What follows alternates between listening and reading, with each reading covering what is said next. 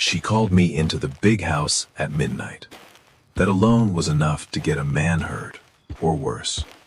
But that wasn't what made my hand shake. It wasn't the master. It wasn't the rules. It wasn't even the risk. It was her. Because the way she looked at me that night was not the way a woman looks at someone she owns. It was the way a person looks when they're about to tell the truth to the wrong man. The Whitmore plantation sat on a rise of land where the wind moved slower than everywhere else. Fields stretched wide and flat beneath it. Cotton rows running so far you could lose your place just by looking too long. Every morning, the bell rang before the sun. Every night, the work ended when your body said it couldn't go any further. That was the rhythm. That was the rule. My name was Samuel. I had been on that land for 1 year. Long enough to understand what mattered. Long enough to understand what didn't. Men around me spoke loudly. Argued. Held on to anger like it was something that could protect them. I did something different. I watched. I listened. And I remembered. Because on a place like that, the only thing no one can take from you is what you understand. Mrs. Eleanor Whitmore lived in the big house at the center of it all. White walls. Tall windows. Chandeliers that caught the light like something alive. From a distance, it looked like comfort. From up close, it felt like something else. She had been married young. 19. Brought into a life that promised ease, but delivered silence. Her husband traveled often. Spoke little. Looked at people the way men look at tools. Useful, or not. Sometimes, when the sun sat low over the fields, I could feel her watching. Not in the way overseers watched. Not counting. Not judging. Trying to understand. I noticed it the first time near the fence line. Then again by the barn. Then again when the storm came. That storm hit fast. Wind tearing through the trees. Rain heavy enough to blur the land. Most men ran for shelter. I didn't. There was a gate near the garden coming loose. And a loose gate turns into a broken fence. A broken fence turns into punishment. So I held it. Pulled it tight. Tied it down while the rain soaked through everything I wore. When I looked up, she was standing there. In the rain. Not calling for help. Not shouting orders. Just watching. "Thank you," she said. Soft. Like the words didn't belong to that place. "It was nothing, ma'am," I answered. "That's what you say. Always." But for a moment, our eyes met. And there was something there I hadn't seen before. Not fear. Not authority. Recognition. That night, she sent for me. No explanation. No reason that made sense. Just a message passed through another servant. "The mistress needs your help." Men are not called to the big house after dark unless something is wrong. And when something is wrong, it rarely ends well. The path up to that house felt longer than it ever had. Gravel under my boots. Every step louder than it should have been. Like the night itself was listening. One lamp burned in the window. Everything else was dark. I stopped at the door. Knocked once. Then waited. For a moment, nothing. Then the door opened. She stood there holding the lamp. Light against her face. But something behind her eyes. Uncertain. "Come in," she said. Quiet. Careful. I stepped inside. Removed my hat. The house felt different at night. Too still. Too empty. Like it was holding something back. "You asked for me, ma'am." She nodded, but didn't speak right away. Like the words she needed weren't the ones she had planned. Finally, a cabinet upstairs, she said. Cabinet upstairs, she said. I cannot move it alone. I followed her up the stairs, each step creaking under our weight. The hallway stretched long and quiet. At the end, her room. The cabinet was already half moved. It took only a moment. I pushed it back into place. Steady, simple, done. That should hold, I said. Then I turned, and she was still standing there, watching. Not the cabinet, me. The room changed. Same walls, same light, but something in the air shifted. Samuel, she said, may I ask you something? Yes, ma'am. She took a breath, slow. Are you ever afraid here? The question didn't belong in that room. Men like me are not asked how we feel, only what we can do. Sometimes, I said, but fear doesn't help a man live, so I don't keep it. She looked at me like she had never seen me before. My husband believes people are only what their place says they are. I said nothing. That was the safest answer. But when I see you, she continued, I don't believe that. The silence after that felt heavier than anything she could have said. You shouldn't say things like that to me, ma'am. It could bring trouble. She turned toward the window, looked out at the fields. Trouble already lives here. Then, I didn't call you for the cabinet. I felt it then, the moment shift from strange to dangerous. Then why did you call me? She didn't answer right away, her hand resting against the window frame. And when she finally spoke, because this house feels like a prison. The words sat between us, too real, too wrong, too dangerous to ignore. You shouldn't say that to me, I said again, but softer this time. Then, a sound. Downstairs. A door closing. Heavy footsteps. Not expected. Not early. Not safe. She went pale. I didn't need to ask. I already knew. Her husband was home, and he wasn't supposed to be. The footsteps moved toward the stairs. Slow, certain, coming for us. And in that moment, we both understood something clearly. Whatever had started in that room could destroy us both. The footsteps didn't stop. They climbed, slow, heavy, certain. Each step sounded louder than the last. Not because they were, but because there was nowhere for the sound to go. Hide, she whispered, her voice breaking just enough to tell the truth. I shook my head. If he finds me hiding, it will be worse. That wasn't fear speaking. That was understanding. Men like her husband didn't need proof. They only needed a reason. The footsteps reached the top of the stairs. She moved fast. Stand by the cabinet, like you just finished. I stepped back, placed my hands on the wood, lowered my eyes.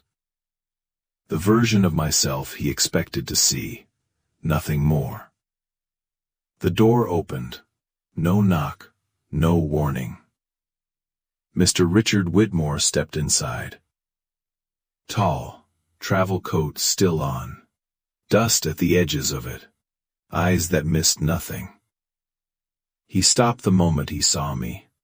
Then looked at her. What is this? Cold, measured. Why is he here? The room held its breath. She stepped forward, before I could speak. The cabinet broke. I needed someone to move it. Her voice didn't shake. That surprised me. He looked at the cabinet, walked closer, ran his hand across the wood, testing the story, not believing it. I didn't move, didn't look up, didn't breathe deeper than I had to. Because sometimes survival is not action, it's stillness. You called him, he said slowly, into your private room. At this hour? She met his eyes, didn't look away. The servants were asleep, and the wall was being damaged. I handled it. Silence, long enough to feel like a decision was being made. Then, he straightened. Well, it seems the problem is solved. He turned to me. You may leave. Yes, sir. I stepped past him, slow, careful. Not too fast, not too slow. Never give a man a reason to look twice. When I reached the hallway, I kept walking. Down the stairs, out the door, across the gravel.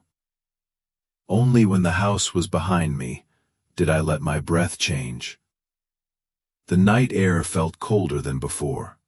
Or maybe I just felt it now. Behind me, the house went quiet again. Like nothing had happened. Like it always does. Inside that room, he removed his coat, set it down. You shouldn't trouble yourself with such things, he told her. That is what overseers are for. I understand. She kept her voice even. But he didn't move right away. He watched her. You seem unsettled. It was the storm. It kept me awake. Another silence. Then, we'll speak tomorrow. And just like that, the moment passed. Or at least, it looked like it did. Back in the cabins, I sat on the edge of my bed. Didn't lie down. Didn't close my eyes.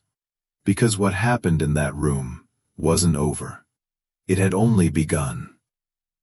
And I knew something now that I hadn't known before. She trusted me. Not the way people trust someone safe. The way people trust someone when they have nowhere else to go. And that kind of trust, on a place like this, doesn't stay quiet for long. Morning came like it always did. Slow. Quiet. Like the night hadn't happened at all.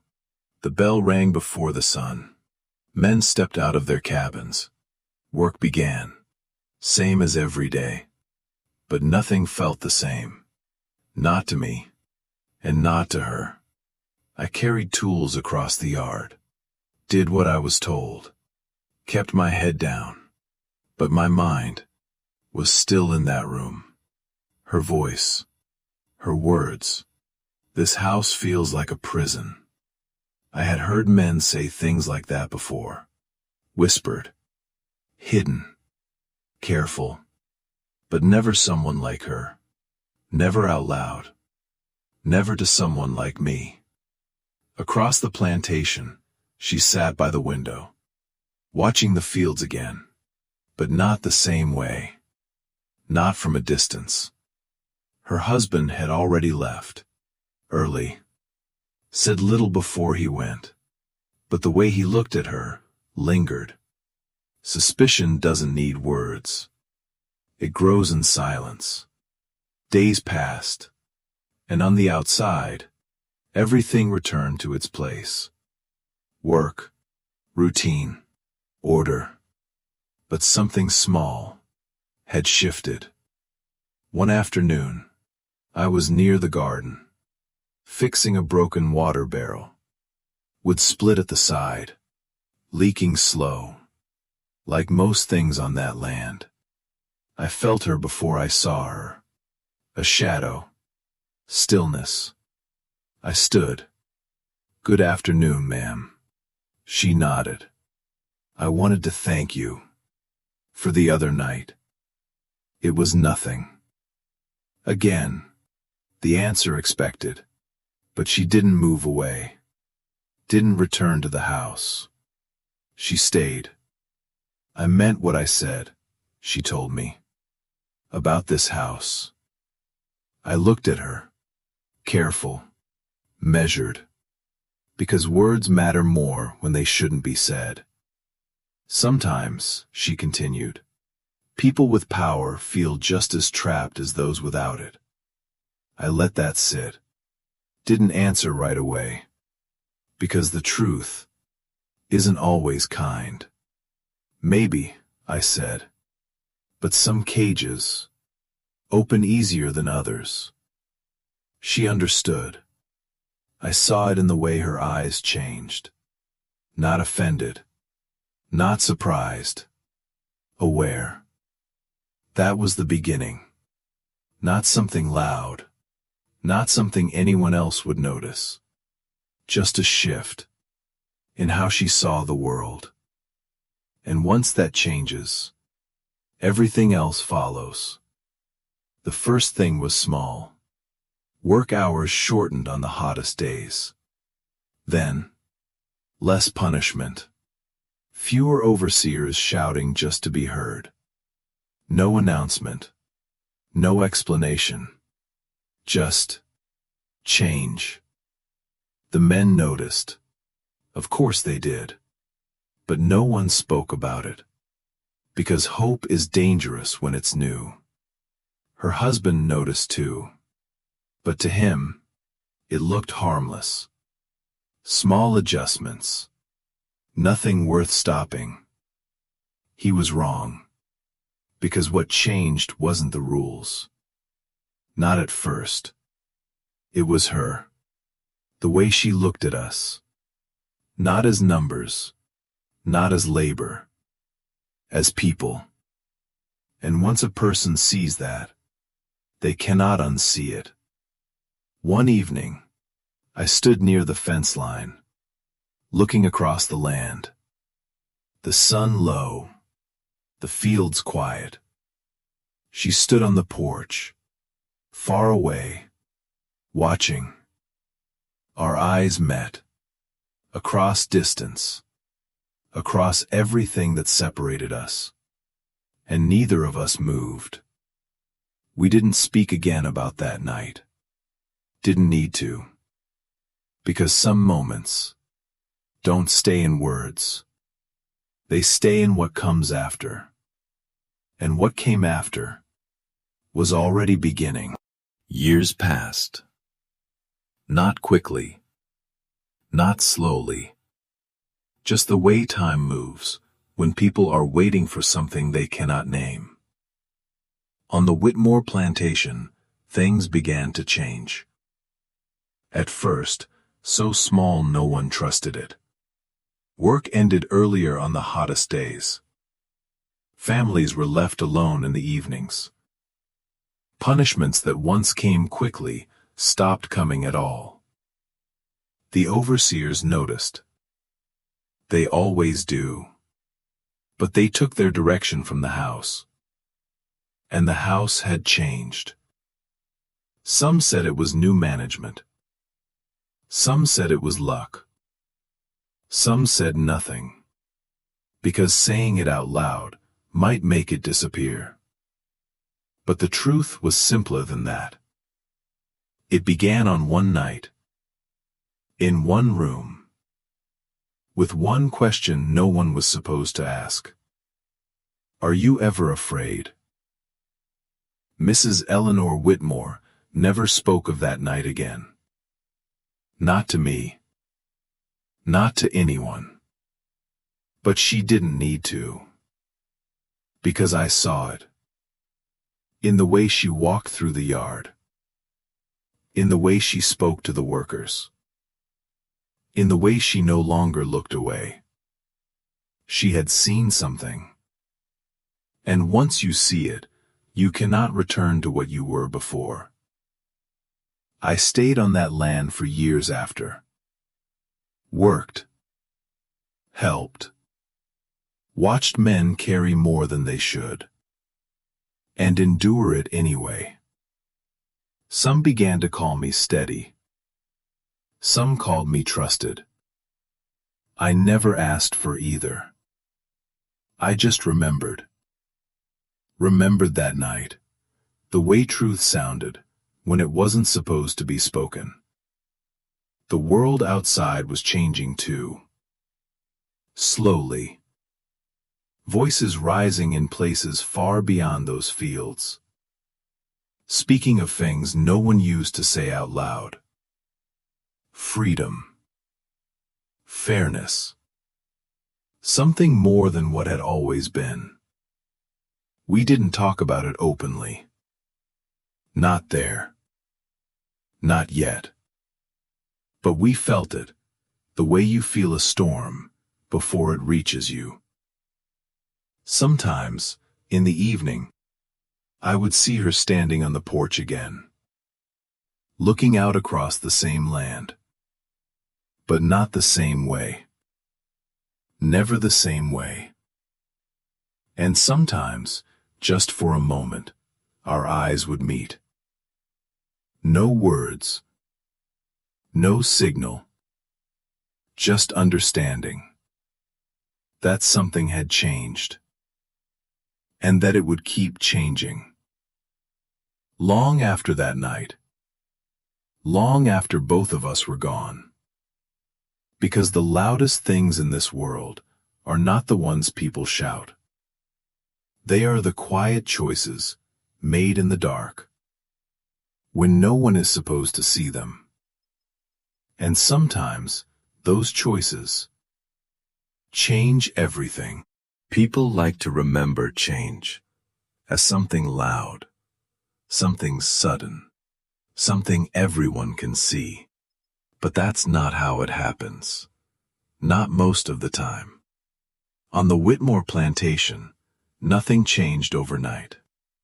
No speeches, no declarations, no moment where everything broke apart. Just small shifts. A little less shouting in the fields. A little more time at the end of the day. A little less fear, where fear used to live. Most people never knew why. They said it was luck. Said the mistress was softer than others. Said the master was distracted.